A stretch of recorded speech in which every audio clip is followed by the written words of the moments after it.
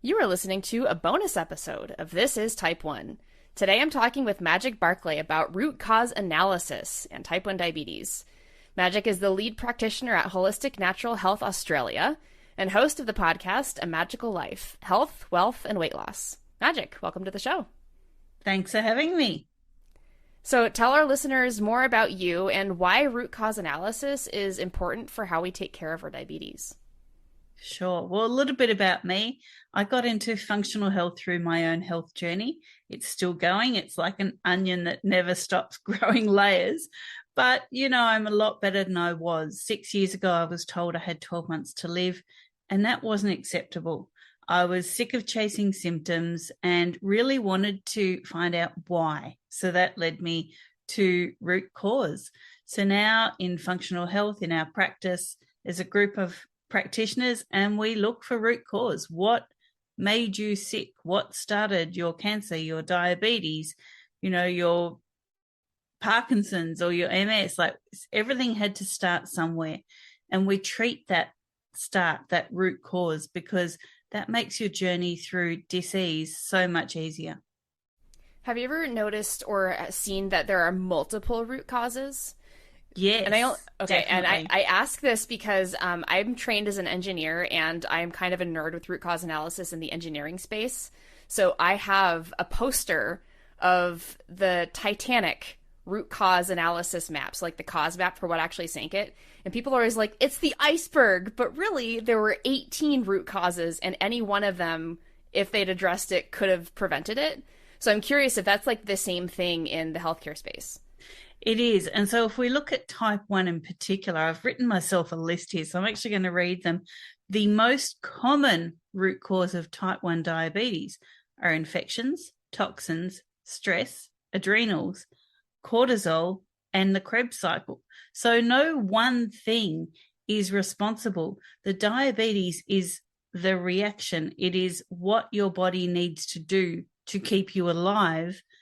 I know it doesn't feel like that, but it's what your body needs to do to keep you alive, because it senses danger. And they're just the ones that I came up with this morning about what could be a root cause of type 1 diabetes. That's so interesting. It's like, let's make your body do something that's going to kill you anyway to prevent you from dying from something else. It's going to kill you later. It's not going to kill you right now. So that's fair. The body doesn't really understand that you could die from this later. It's going, well, I need to save you now. And so that's what it's doing. Interesting. My type 1, I was diagnosed when I was 2. It emerged, we think it came out, it was like triggered by a vaccine. So yep. We've seen that more recently too. It's so interesting. So I actually completely agree. A very dear friend of mine, his niece was sent to hospital with an infection. She just had a vaccine. And I'm not saying all vaccines are bad. Don't haters get on me, because, no time for that. But this is what happened in this case. The kid had had some starting school vaccines, felt unwell, went to hospital, was diagnosed with type 1, told she needs 1 insulin shot a day. Now, 3 days later, she's still in hospital feeling pretty crappy, told that she needs to have 5 insulin shots a day for the rest of her life. Now, this is a tiny little kid. She's like, 4.5, getting ready to start school. And now this is what she's left with. But no one's addressing the fact that she just had a vaccination, which had triggered an infection, and that's where it started. So when you introduce some infections to the body, again, let's not get into the whole argument about do vaccinations work, but when you introduce something to the body like that, it's not going to be great. And we see this later in life as well. We see people in their 30s, 40s, 50s getting diagnosed with type 1. Well, look at the toxicity they've introduced to their life till now. Look at the stress they're under. I read that list earlier. Maybe something else is going on and your body is reacting to it. So really important to not dismiss root cause. talking about immune, because type 1 is an immune disorder, what are the immune types and how do they work? Oh, well, I'm so glad you asked. I am an immune nerd, just like you're an engineering nerd. Okay, so the first immune type, everyone has it, and it's the innate immune system. Now, this is all included in your barriers. So, like your brain barrier, your skin is a barrier, your nasal cavity is a barrier, your gut is a barrier. So, this is all part of the immune system. Now, when we introduce an infection, like a vaccination, you're actually bypassing this system. So it can't learn to fight what you're introducing, right? It just goes, oh, what happened? Something flew over my head. Okay, but it's the one that shows things up. So the innate immune system has a job that within the first 3 days of encountering a pathogen, 3 to 5 days anyway, it says, no, I don't want you going any further. I'm going to create antibodies and knock you down.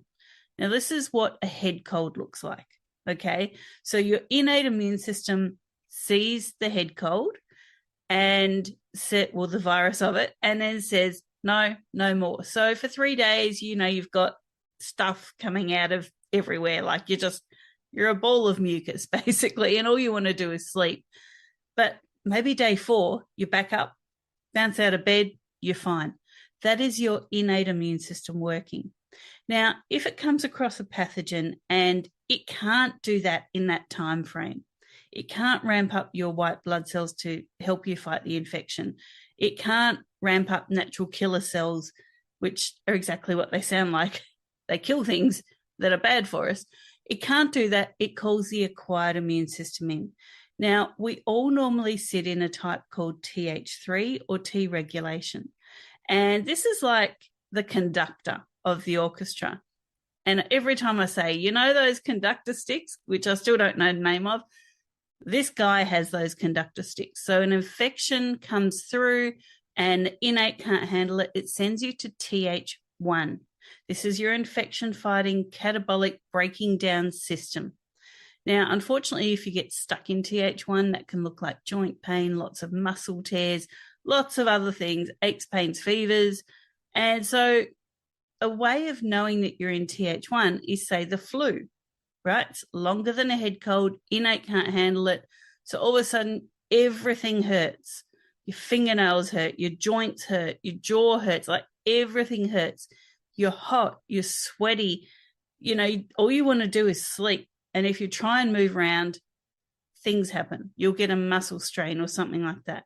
So that's Th1 working for you. Now, you're supposed to get back out of that, back to Th3 or T regulation.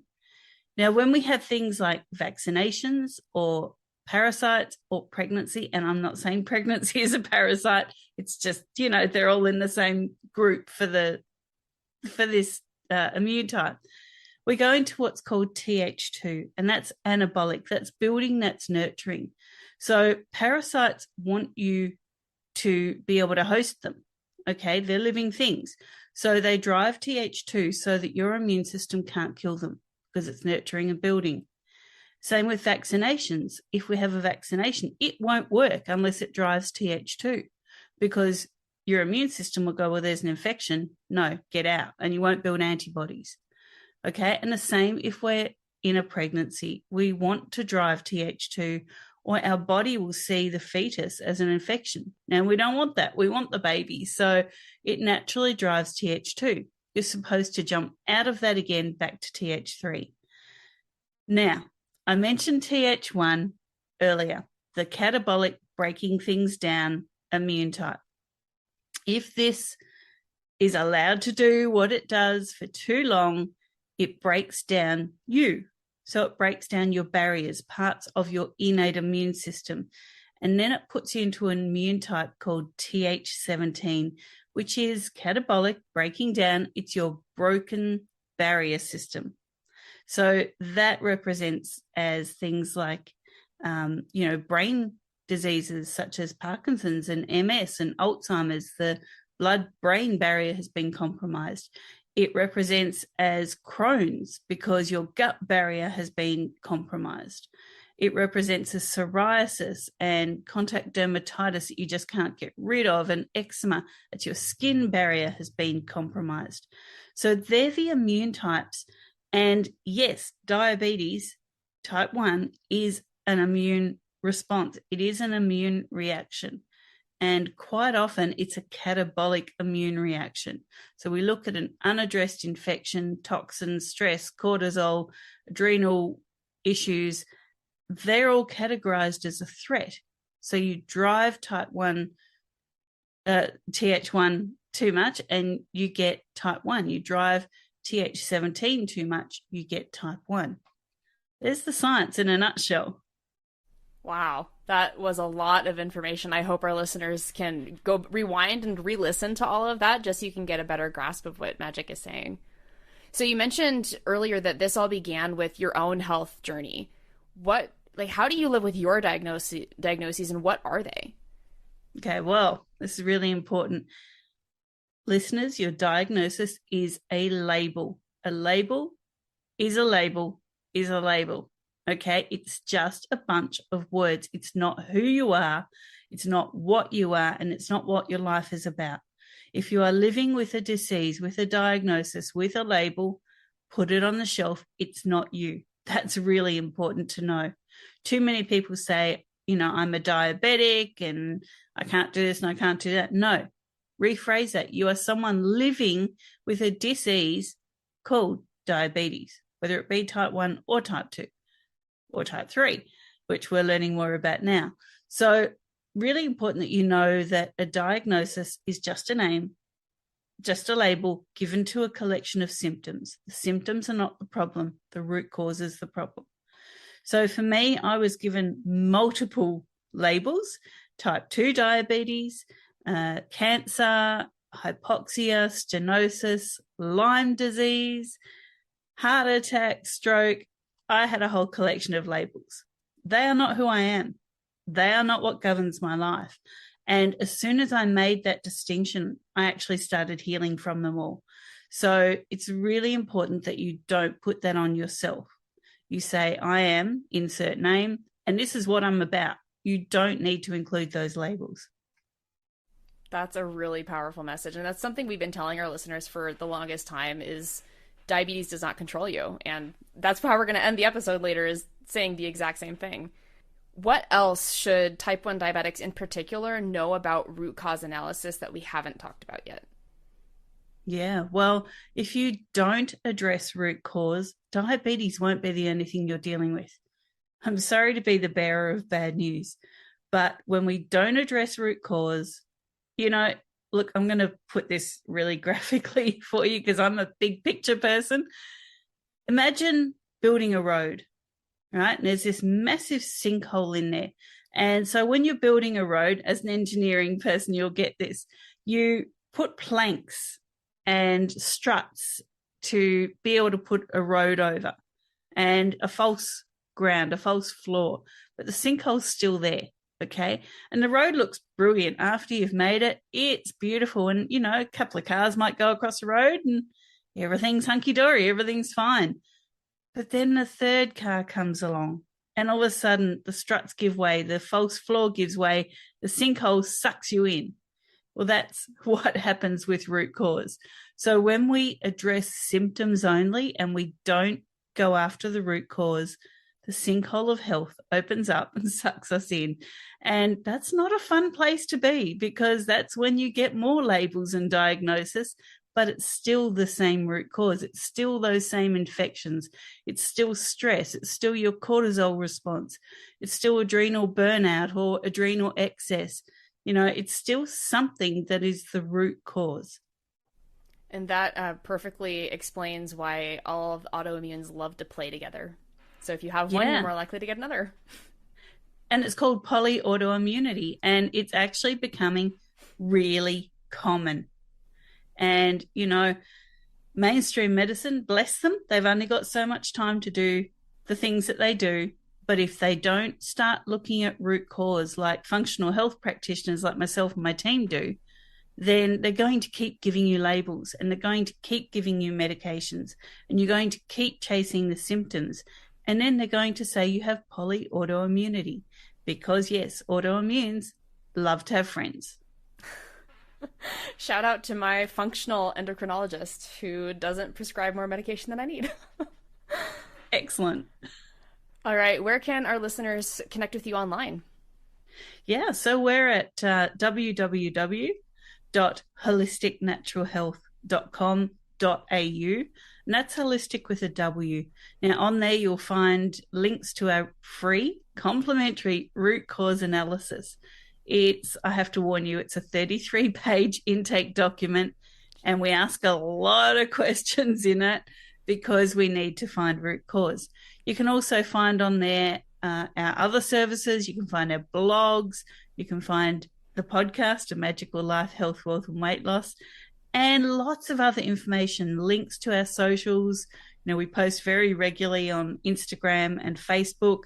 We have giveaways quite often to help you live a magical, healthy life. So, there's heaps of good stuff. So that's holisticnaturalhealth.com.au. And you can find that link in the episode or not the show notes, but the description to this episode, wherever you're listening. Just navigate to that description and you'll find those links right there. Thank you so much for sharing all this amazing information with our audience. Thanks so much for having me. It's been a great opportunity, and I urge everyone, get your root cause analysis done. All right, that is it for this bonus episode of This is Type 1. Remember, you control your diabetes. It doesn't control you. Hey, if you like what you're listening to on this podcast, you have to join us in the Half Dead Pancreas Club. It's my private community where you'll connect face-to-face with other people with type 1 diabetes, get personalized emotional support, and learn how to handle anything T1D throws at you. Join us over at inspiredforward.com/community. I can't wait to see you there.